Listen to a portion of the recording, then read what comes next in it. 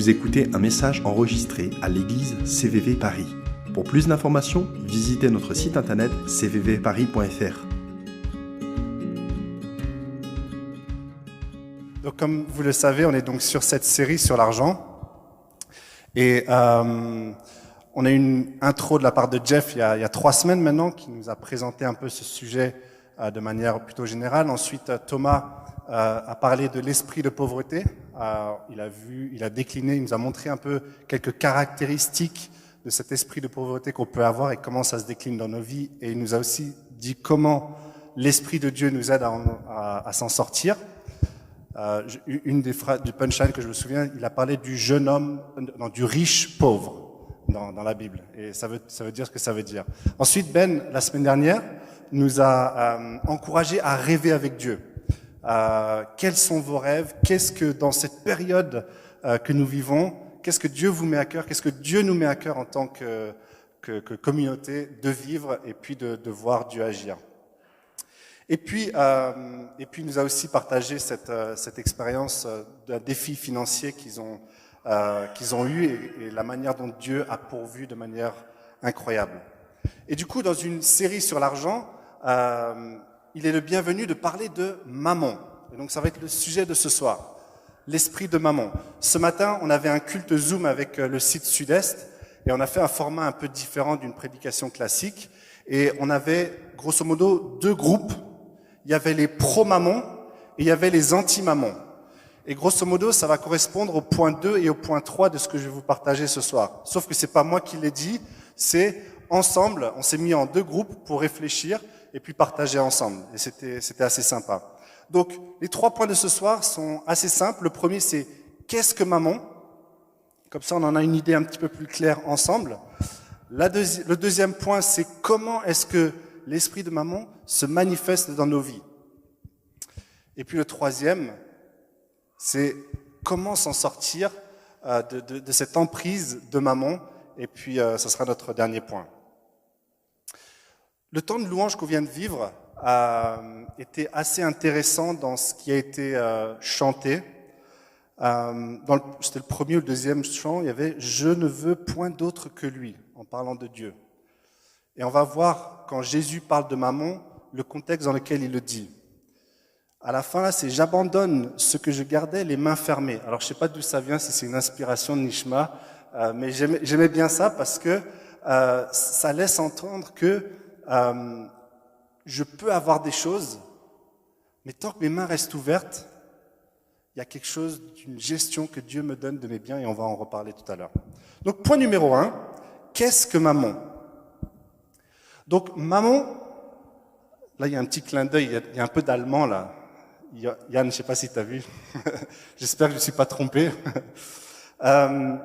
Mammon vient du grec mammonas, et qui est une racine commune dans différentes langues. J'ai même lu qu'en araméen, le mot, enfin, la racine de Mammon signifie confiance. Et du coup, les traductions typiques, c'est l'argent, les richesses, les possessions matérielles. Et du coup, Mammon a un sens négatif quand on en parle. Et ce que je veux dire dès maintenant, c'est que, et on va le développer après, c'est que on n'est pas en train de dire que c'est l'argent en tant que tel qui est négatif, mais c'est autre chose. Et Jeff nous en a un petit peu parlé, c'est notre cœur autour du thème de l'argent. Et on va développer ça. On n'a pas le temps de le lire maintenant, mais si cette semaine vous voulez lire le chapitre 18 de l'Apocalypse, il y a une description que Jean fait de Babylone, qui est en fait caractéristique de l'emprise d'une ville sous l'influence de Mammon. Donc si vous voulez aller lire ça cette semaine, c'est Apocalypse 18. Et du coup, la Bible, elle parle beaucoup du thème de l'argent.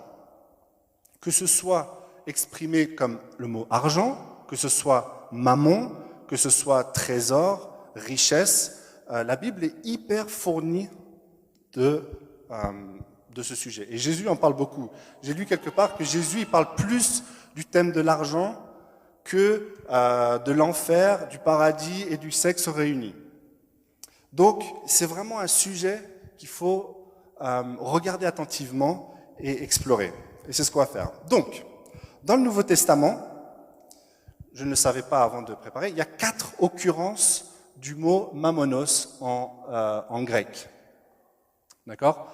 Et alors, vous savez que dans chaque langue, il y a plusieurs traductions de la Bible. Et c'est toujours intéressant de regarder, quand on étudie un texte, les différentes traductions, parce que l'exercice de traduction appelle forcément à un moment ou à un autre à de l'interprétation. Donc, on n'est pas en train d'avoir des sens complètement différents, mais lire plusieurs traductions permet un petit peu d'élargir peut-être notre vision des choses, et c'est intéressant. Et donc, dans la version Louis II que j'utilise beaucoup, 2 de ces occurrences sont traduites par richesse injuste. Ces 2 occurrences-là sont dans l'évangile de Luc, et les 2 autres, c'est traduit par mammon. Donc c'est intéressant de se dire pourquoi est-ce que ce même mot, il est traduit par richesse injuste d'une part, et d'autre part par mammon. Et voici ce qui se passe. Tout comme la sagesse est personnifiée dans le livre des Proverbes, ici, mammon est personnifié. Et on va lire les 2 versets en question. Donc dans l'évangile de Matthieu, chapitre 6, verset 24, et l'autre c'est Luc 16, verset 13, et ce sont les mêmes versets, donc je vais le lire qu'une fois. « Nul ne peut servir 2 maîtres, car ou il haïra l'un et il aimera l'autre, ou il s'attachera à l'un et méprisera l'autre. Vous ne pouvez servir Dieu et mammon. » Et donc on retrouve ce même verset dans l'évangile de Luc, dans la parabole du serviteur infidèle, et les 2 autres moments où on a mammonos en grec dans le texte original, eh bien, 2 c'est traduit par richesse injuste et l'autre mammon. Et du coup là, on peut se poser la question de se dire, ok, mammon ça renvoie à l'argent, aux richesses, aux possessions matérielles, mais là ce que Jésus est en train de faire, c'est qu'il est en train d'en parler comme un faux Dieu.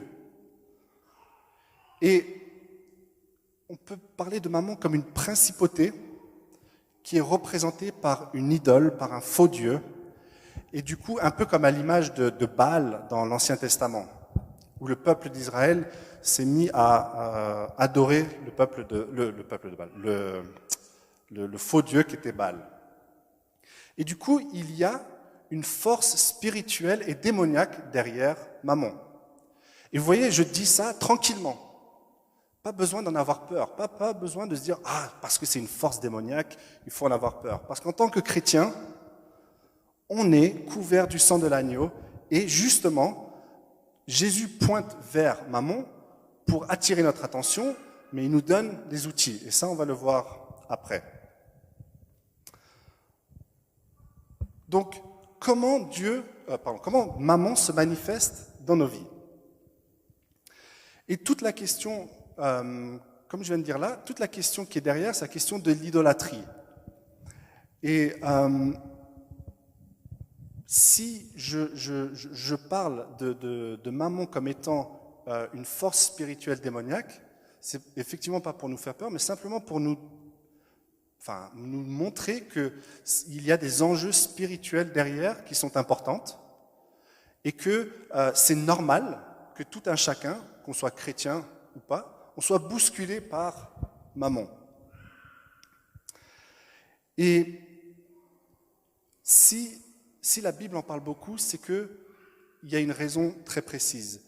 Et Jésus, là, quand il dit qu'on ne peut servir Dieu et mammon, c'est que c'est pas compatible, c'est simplement pas compatible. Donc nous, on va voir un peu quand ça se décline dans nos vies, que, ok, en tant que chrétien, on va jamais dire, mammon, c'est mon maître.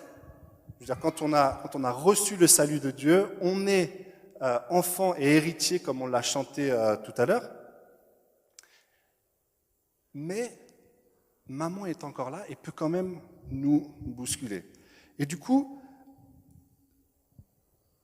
qu'est-ce qui dans nos vies, en quoi est-ce que nous mettons notre sécurité? Dans quoi est-ce que on va mettre nos objectifs? Et dans quoi est-ce qu'on va mettre notre identité? Parce que c'est toute là la question de ce que Jésus est en train de dire quand c'est entre mammon ou Dieu. Et du coup, j'aimerais donner 3 exemples, ce ne sont que 3 exemples parmi d'autres, de la manière dont maman est présente. Donc le premier point, c'est notre société capitaliste. L'argent est la monnaie d'échange de tout travail, de tout service, de tout service rendu. Et l'argent, comme c'est tellement au cœur du système, ça peut facilement devenir une idole, facilement devenir une obsession. On peut facilement vivre pour ça. Et ce que je ne suis pas en train de dire, c'est que nous devons pas. Enfin, ce que je suis pas en train de dire, c'est que je vous demande de tout quitter, de tout laisser, et surtout de sortir de cette société capitaliste. Non, parce que Dieu, il nous a placés ici en tant que gérants des biens, donc de l'argent, et des biens que nous possédons. Si on regarde au livre de la Genèse, dans le chapitre 2, avant que, une fois que Dieu avait créé la terre et tout, et on est arrivé jusqu'à Adam et Ève, Dieu venait de tout créer. Il avait tout fait. Et la dernière chose, c'était Adam et Ève. Et Dieu, il donne pour mission à Adam de s'occuper, de cultiver le jardin. Et ça, c'était avant la chute. Du coup, du point de vue de Adam, c'est pas lui qui a fait les animaux. C'est pas lui qui a fait le jardin. C'est pas lui qui a fait ceci ou cela. C'est Dieu qui a donné et c'est lui qui en avait la charge de s'occuper. Et du coup, nous, dans notre contexte actuel, c'est un peu la même chose. Dieu nous demande d'être des gérants de nos biens, sans garder les mains fermées. Et ça, on reviendra juste après. Du coup, je veux pas. Donc, ce que je veux dire par là, c'est que ce premier point, c'est que dans notre société capitaliste, c'est très rapide que l'argent peut devenir une obsession et c'est assez connecté à notre travail et ça nous amène au deuxième point. C'est notre salaire. C'est des choses assez concrètes, mais que beaucoup d'entre nous, et je sais que ce n'est pas non plus le cas pour tous, recevons un salaire à la fin du mois. C'est la rémunération pour le travail que nous avons fait. Et je nous pose la question, c'est est-ce que notre sécurité s'enracine dans cette somme d'argent qui tombe à la fin du mois, ou qui ne tombe pas à la fin du mois, et qu'on dépend d'un tas d'autres choses. Et la motivation pour travailler, donc la rémunération, le salaire étant la rémunération du travail qui a été fourni, ce travail-là, on peut avoir toutes sortes de bonnes motivations. Le fait de bien faire son travail, le fait de pouvoir subvenir à ses besoins dans le milieu dans lequel nous vivons, parce qu'il y a d'autres endroits sur cette terre où ce n'est pas forcément sous forme d'argent, ça peut être une autre façon de subvenir à ses besoins. Et le truc, c'est que c'est une pente glissante. Vous voyez, le diable, lui, ce qu'il peut faire, c'est qu'il peut nous amener dans des endroits qui, à premier abord, ne sont pas des choses qui sont mauvaises ou mal. L'argent, en soi, il n'y a rien de mauvais à ça. Par contre, c'est l'obsession, c'est le fait que ça devienne une idole ou ça devient mauvais. Et dans 1 Timothée 6, verset 10, là, Paul, quand il écrit à Timothée, il lui dit clairement que ce n'est pas l'argent le problème, et il dit « car l'amour de l'argent est une racine de tous les maux. » L'argent en soi peut soulager des souffrances. L'argent en soi peut sauver littéralement des gens de famine. L'argent en soi peut avoir d'excellentes choses. Par contre, c'est l'amour de l'argent. C'est quand notre cœur autour du thème de l'argent qui devient biaisé et qui nous amène sur cette pente glissante et vers, en fait, au final, ne plus avoir confiance en Dieu mais plutôt à l'argent. Et ce que j'essaye de dépeindre là, ce n'est pas des choses qui sont comme vous le lirez dans le chapitre 18 d'Apocalypse, où on voit de la luxure, des excès, etc. Souvent, c'est un chemin sournois, où on part de quelque chose qui nous paraît pas mauvais, et qui nous amène sur cette pente glissante, et du coup mettre Dieu de côté dans différentes sphères de nos vies. Et je ne sais pas pour vous, mais j'ai eu, en réfléchissant à cette prédication, j'ai eu du mal à commencer parce que Dieu me reprenait sur différentes choses par rapport à ça. Et une des choses que je vais vous partager, c'était, j'ai un projet en ce moment de fabriquer un meuble chez moi. Et je me suis mis à fond dedans, à fond. Et j'aimais bien. Donc dans la conception du meuble, etc. Et je remercie Christelle de m'avoir aidé là-dedans. Et je devenais un petit peu obsédé avec ce truc. Et je réalisais que la place que prenait ce projet devenait trop importante.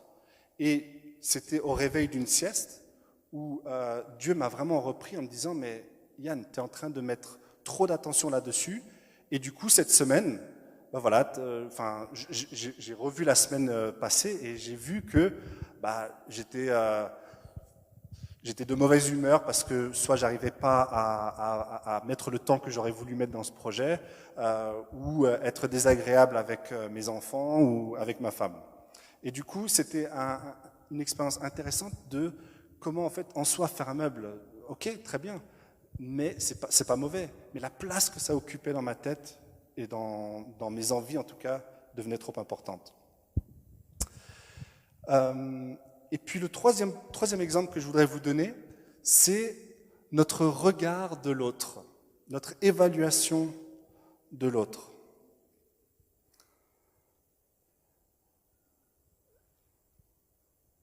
C'est un petit peu, ça nous pousse un peu. Ce que je vais faire, c'est que je vais directement lire Jacques 2, des versets 1 à 4. Mes frères, que votre foi en notre glorieux Seigneur Jésus-Christ soit exempte de toute acceptation de personne. Supposez en effet qu'il entre dans votre assemblée un homme avec un anneau d'or et un habit magnifique, et qu'il entre aussi un pauvre misérablement vêtu. Si, tournant vos regards vers celui qui porte l'habit magnifique, vous lui dites « Toi, assieds-toi ici à cette place d'honneur », et si vous dites au pauvre « Toi, tiens-toi là debout, ou bien assieds-toi au-dessous de mon marchepied », ne faites pas en vous-même une distinction et ne jugez pas sous l'inspiration de pensées mauvaises. Il n'y a pas plus clair. Ces pensées mauvaises, derrière, il peut y avoir mammon.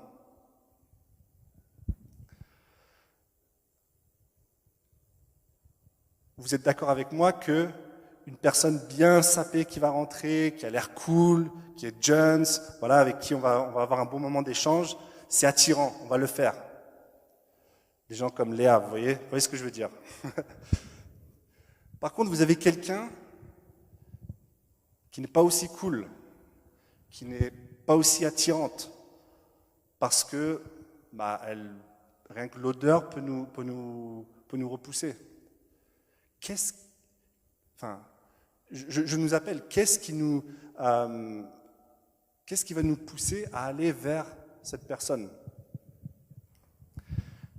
Et c'est vite fait que je pense que Mammon puisse nourrir ces mauvaises pensées dont parle Jacques. Et il dit, ne faites pas de distinction et ne jugez pas en vous-même. C'est un peu comme l'histoire aussi de Jésus qui se trouve au temple et il observe les gens qui viennent mettre de l'argent dans leur dîme, dans la collecte du temple. Et il y a cette cette veuve mendiante qui arrive et qui pose 2 pièces d'argent. Et Jésus, il dit que cette dame-là a mis beaucoup plus que tous les autres. Et pourquoi? Parce qu'il dit, elle a mis tout ce qu'elle avait. Et du coup, Jésus, là, il voit dans le cœur, il ne voit pas à l'apparence. Et c'est un peu ce que ça rejoint ici, c'est que souvent, les apparences peuvent nous être trompeuses. Et voir au cœur, et nous donner les yeux pour voir ce qui se passe dans la vie, et puis de reconnaître la valeur des personnes, eh bien, Mammon, lui, veut nous en écarter de ça.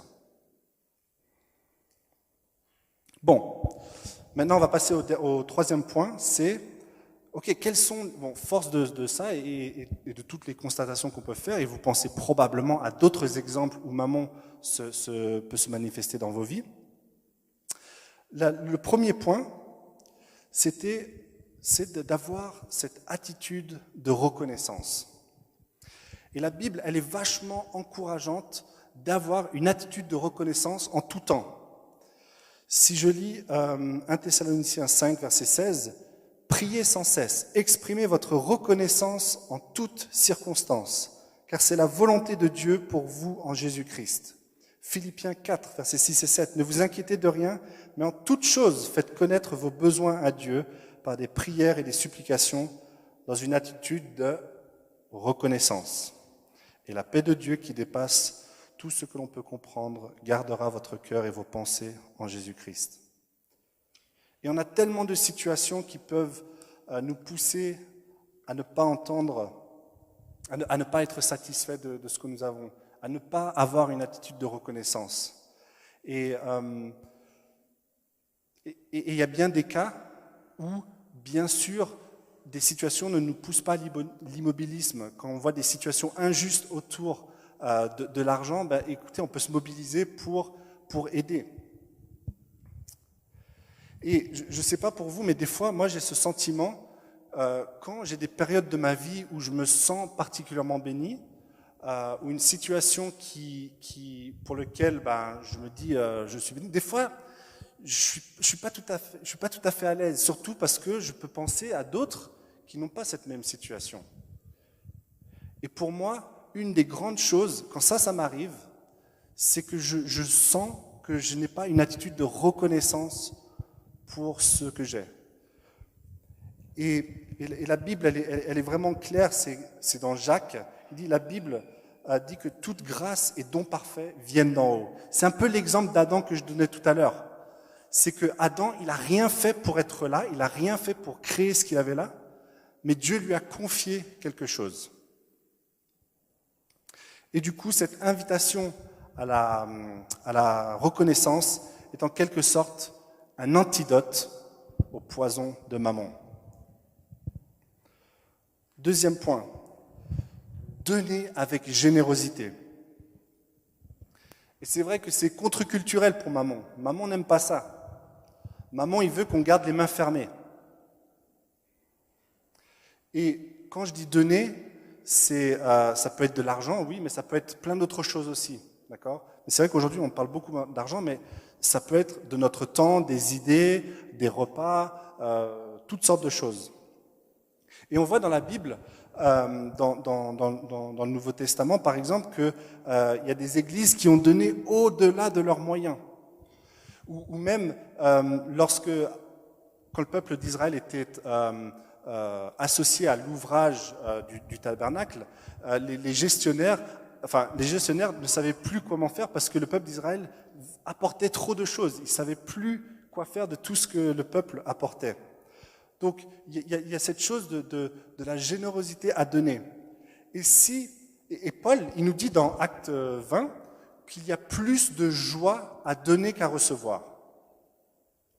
Donc, même si votre langage de l'amour, c'est les cadeaux, sachez qu'il y a plus de joie, d'après Paul, à donner qu'à recevoir. Et si, je pense Paul, il dit ça, c'est que, en fait, nous sommes, en tant que créatures de Dieu, créés à son image.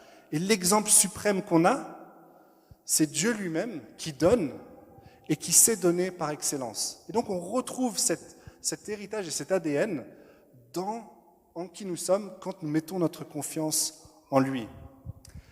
Et l'autre jour, dans le groupe de vie, il y avait un verset qui avait été partagé et que j'ai bien apprécié, que j'ai mis en lien avec ce soir. C'est Hébreux 12, 2, pardon.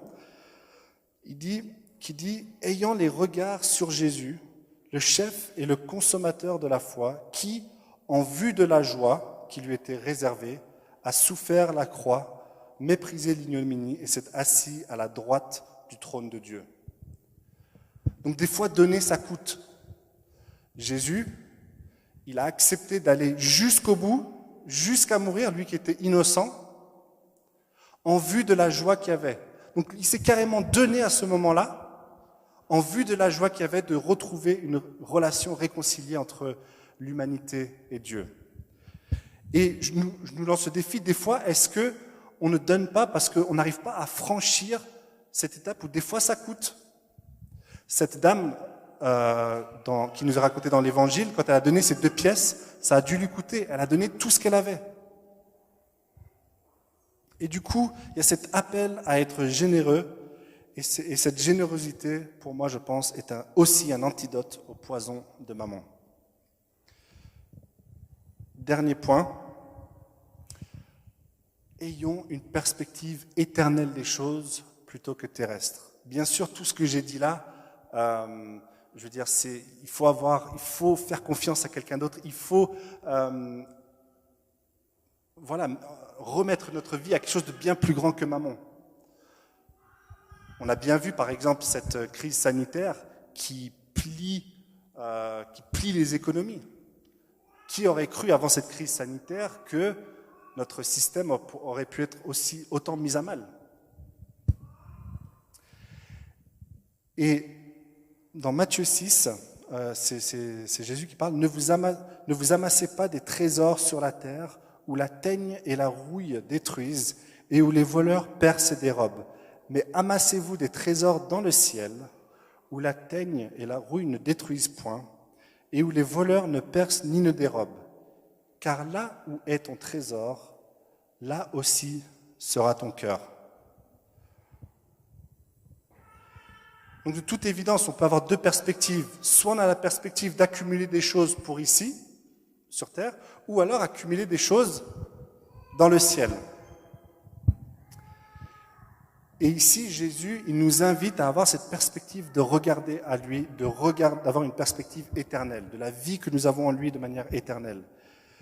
Et du coup, il y a plusieurs qui sont d'accord de dire que dans ce cas-là, si on est un petit peu plus concret, c'est que si amasser des trésors dans le ciel est un peu l'opposé d'amasser des trésors sur terre, alors amasser des trésors dans le ciel ne sera probablement pas amasser des trésors sur terre, mais de les donner d'une manière qui va glorifier Jésus. Et on revient au point qui est juste avant, de donner avec générosité. Et du coup, le meilleur investissement que vous pourriez faire, c'est de donner, parce que lorsqu'on donne, on amasse des trésors dans le ciel. Donc voilà, juste pour terminer, ce que je voulais dire, c'est que ce sujet-là, si aujourd'hui vous êtes confortable avec ce sujet-là et que ça ne vous remet pas en question, gloire à Dieu. Et c'est que vous êtes dans une bonne position. Mais ça ne veut pas dire que demain, ça sera peut-être différent. Je veux dire, cette force, cette réalité de maman, elle est là. Et du coup, il y a un appel à y être vigilant. Et du coup, si je pouvais juste ressouligner de garder cette attitude de reconnaissance, de donner avec générosité et d'avoir cette perspective éternelle, sont trois parmi d'autres, vous aurez peut-être d'autres idées, qui nous aident à combattre contre maman.